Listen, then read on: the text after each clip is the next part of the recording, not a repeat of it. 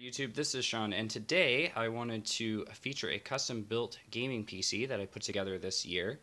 I build computers as a hobby, and so I currently have this one up for sale locally. What I like to do is I put together all different kinds of interesting builds. I'll put them up for sale and use the money to buy parts to build the next machine. And so this gives me lots of opportunities to build a lot of interesting gaming PCs. This one is particularly interesting. I built this in the Riotoro CR280 case, which is about the smallest tower PC case I could find. It is an ITX build, and the case comes in at only 20 liters in size. Anything under 20 liters is considered small form factor, so this is just right on the cusp of being a small form factor PC, while still having the traditional tower PC case layout. And one of the nice things about that is that you have good compatibility with traditional PC parts, while also striking that nice balance of still being really small. I really liked this case. It's got good airflow. There are dual 120mm fans up front with removable filters behind this case, which is really nice. You also have spots for two more 120mm fans on the top, and then another 120mm fan on the back.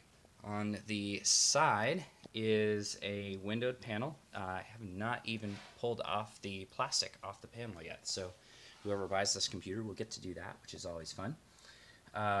Inside the case, I'll show you what we have going on.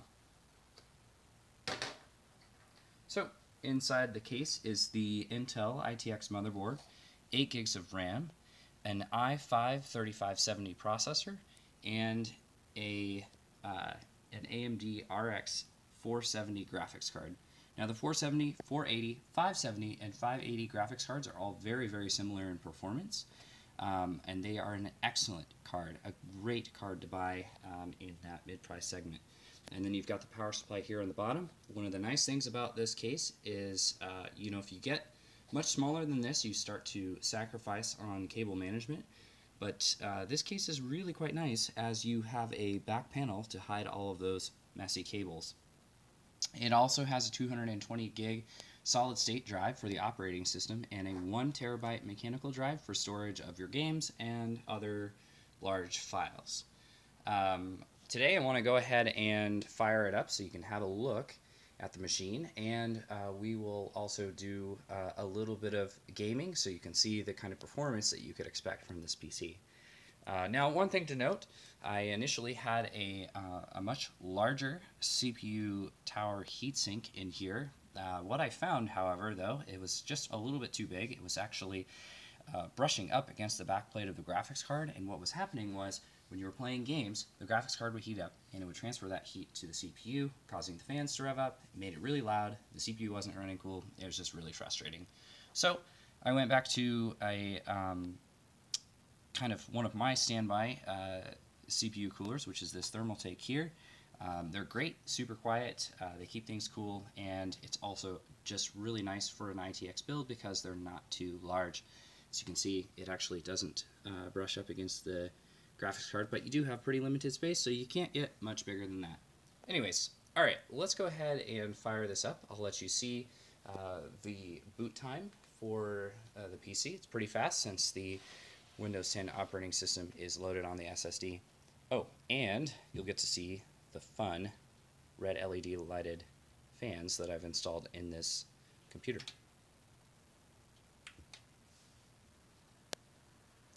As you can tell, it's really quiet. And that was one of the big things that I wanted.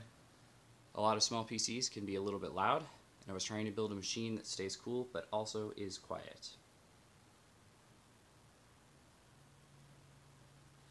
And there you have it. It's a pretty fast boot time. Let me go ahead and put the panel back on.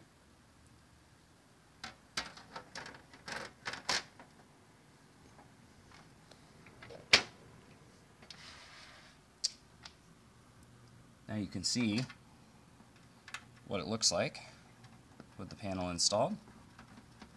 Love this case just because of how open it is and how the great airflow you get with the front intake fans and the rear exhaust fan. Again, when you get a case smaller than this, you start looking at some of those Thermaltake cube cases, etc. And things you start to sacrifice on are compatibility with PC parts, such as needing to use a shorter graphics card, or possibly not being able to use the standard ATX power supply. You also usually sacrifice on cooling abilities, and as well, you can have some challenges with the cable management, because usually there aren't as many options for that. Alright, I'm going to go ahead and mount the camera here so you can see the screen, and we'll actually pull up some games so you can see the performance. Let's get this focused here.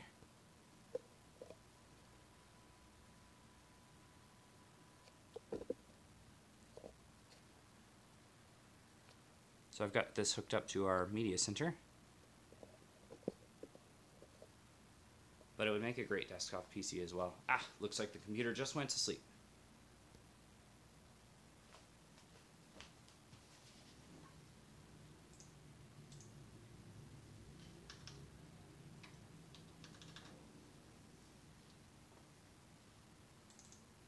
Pull up MSI Afterburner so you can see the performance here.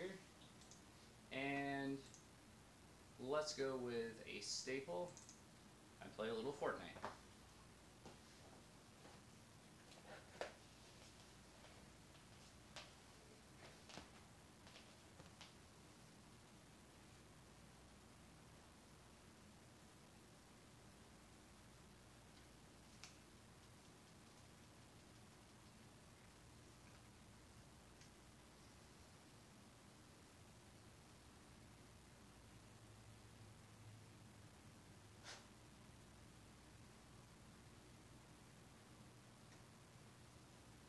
Fortnite does run very smoothly on this machine. I'm going to run it with the high settings and at 1080p resolutions. Now, I'm not a Fortnite player, so please don't make fun of that. But I do know that a lot of people want to know whether a computer can run this game well, so I figured let's start here.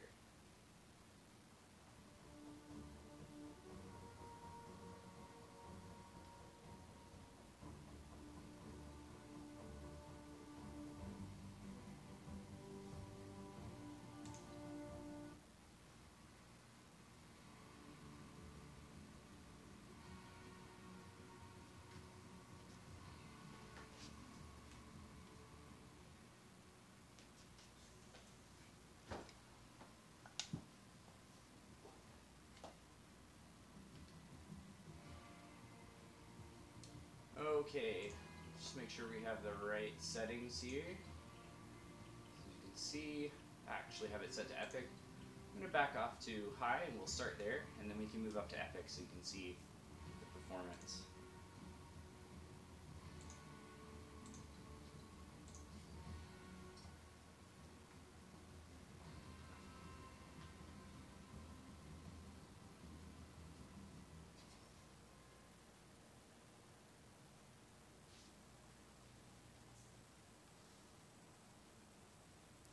Hopefully you can see the specs there on the top left from Afterburner, showing the frame rates and all of that, but it's running super smooth. We're hovering right there at 60 frames per second.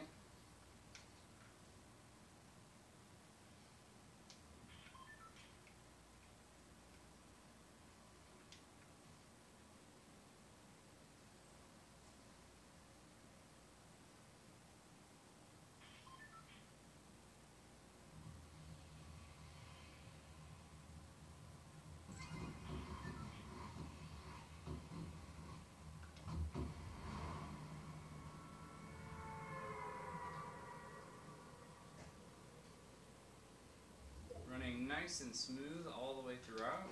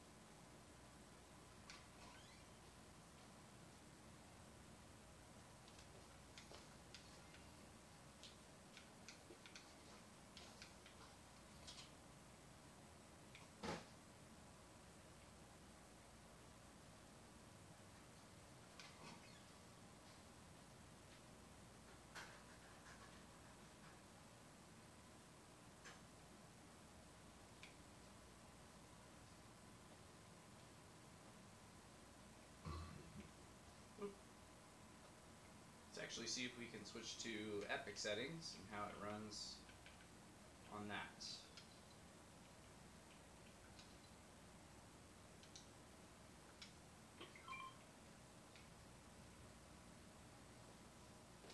Alright, so this is Epic. Mostly running at 60 frames a second, but I did just see a small blip. Looks like maybe it was just finishing loading. It's running smoothly at the 60 frames a second now.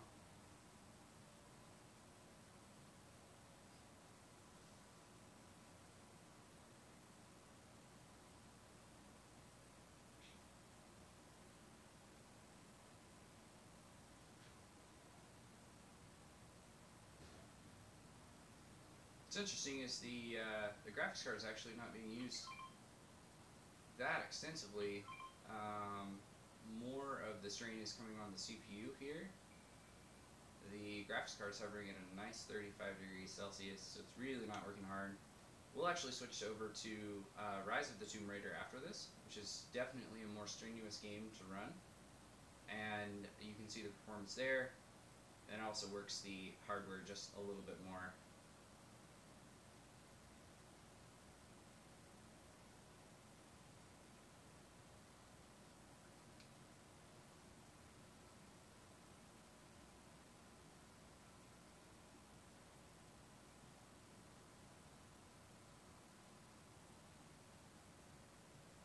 But all in all, Fortnite's running nicely. See if I can run into some people here.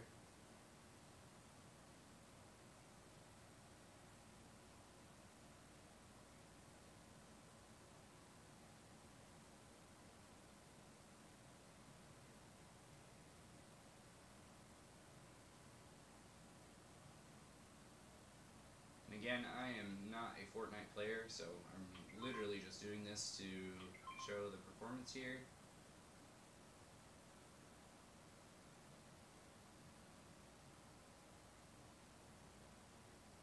I personally do a lot more single-player gaming than I do some of the online games.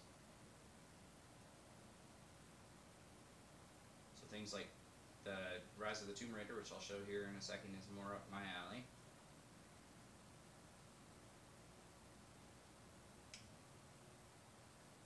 Oh, there's somebody building a bridge.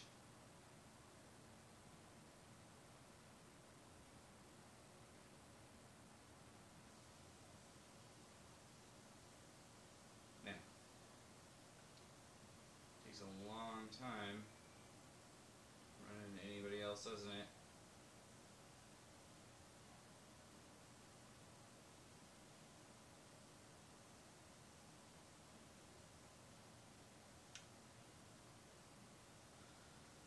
Actually, Fortnite's not really using the CPU much either.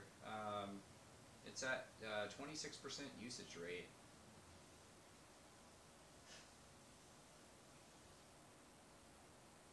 It's really not a demanding game. So, anyways, I don't want to spend forever looking for someone. But there you get a rough idea of the performance in Fortnite. And again, looking at the hardware usage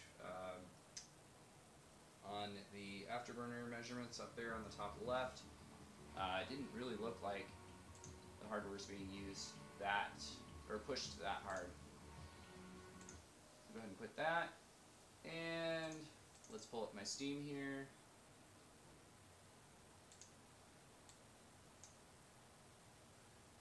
We'll do Rise of the Tomb Raider, which I think is a pretty good benchmark still for gaming PCs these days. This is a very graphically demanding game.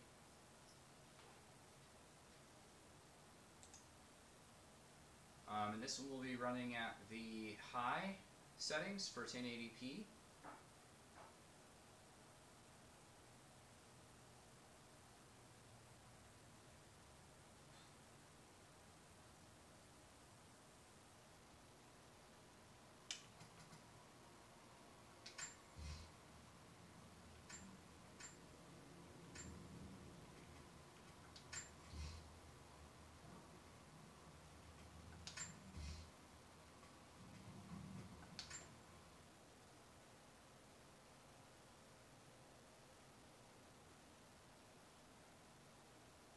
again, what I love about this PC is it does stay fairly quiet for a small form factor case, thanks to the nice airflow.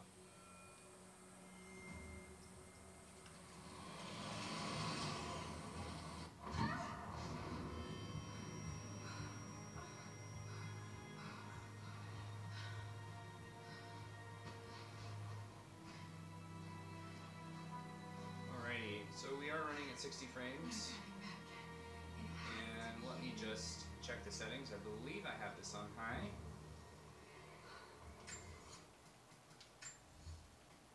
Alright, so display is the 1920 by 1080. We do have DirectX 12 on. We are on the high preset.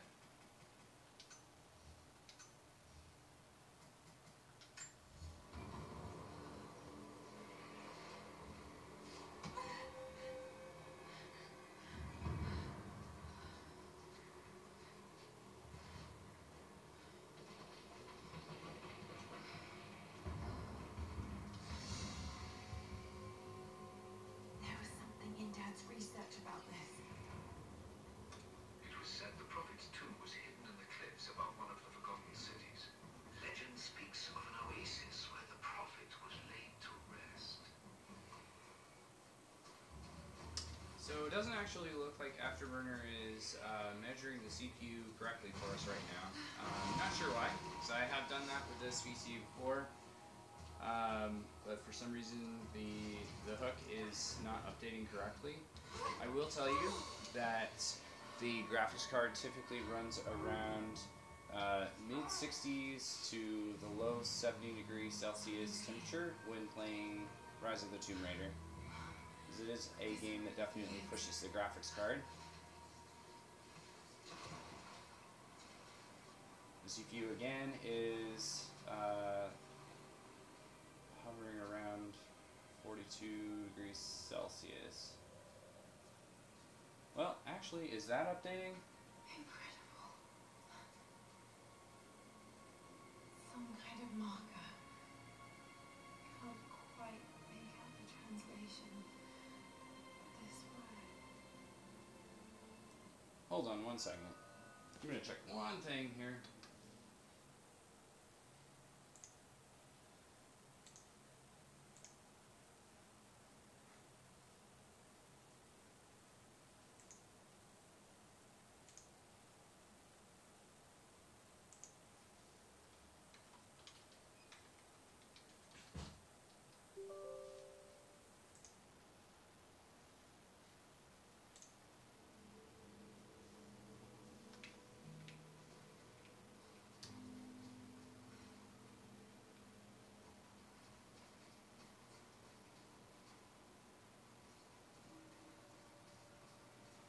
There we go. Looks like I just needed to restart Afterburner to get it to work here. So CPU's running low 50s, graphics card mid 60°C. This game is definitely pushing the graphics card a little harder, but we're still getting a good 60 frames a second.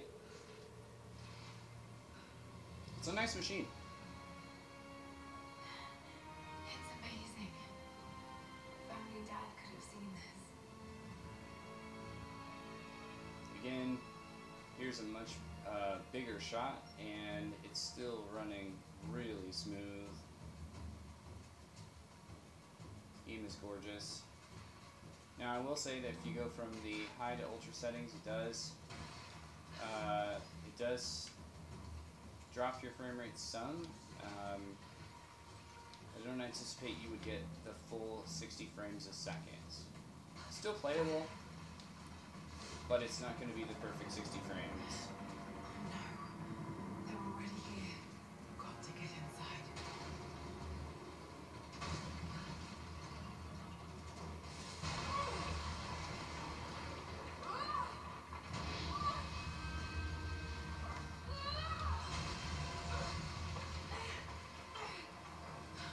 Again, flawless 60 frames a second. Running really well.